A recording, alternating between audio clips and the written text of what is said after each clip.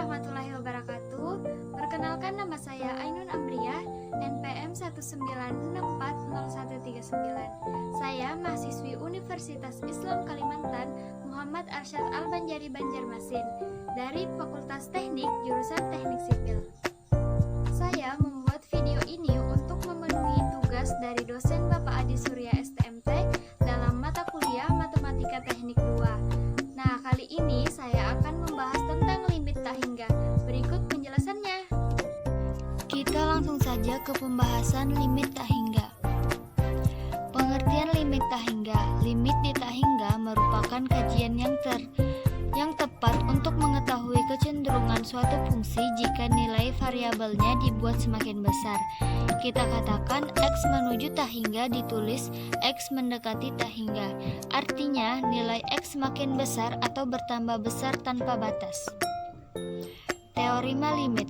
Limit berguna sebagai pernyataan suatu fungsi fx yang akan mendekati nilai tertentu apabila x mendekati nilai tertentu.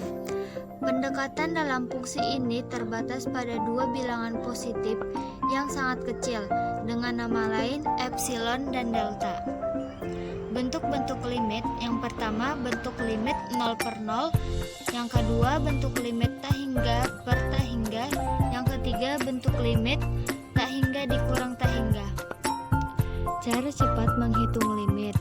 Rumus trik cepat mengerjakan limit tak hingga yang dapat digunakan soal limit tak hingga bentuk akar, di mana fungsi dalam akar merupakan persamaan kuadrat. Persamaan di bawah merupakan rumus cepat untuk mengerjakan limit tak hingga. Rumus untuk ketiga, nilai limit tak hingga dalam bentuk akar di atas dapat dilihat pada persamaan ini. Limit x mendekati tak hingga akar ax pangkat 2 plus bx plus c dikurang akar px pangkat 2 plus qx plus r sama dengan L. L sama dengan min tak hingga jika dan hanya jika nilai a kurang dari nilai p. L sama dengan b dikurang q per 2 akar a jika dan hanya jika nilai a sama dengan nilai pi. L sama dengan tak hingga jika dan hanya jika nilai a lebih besar dari nilai p. Kita lanjut ke contoh soal.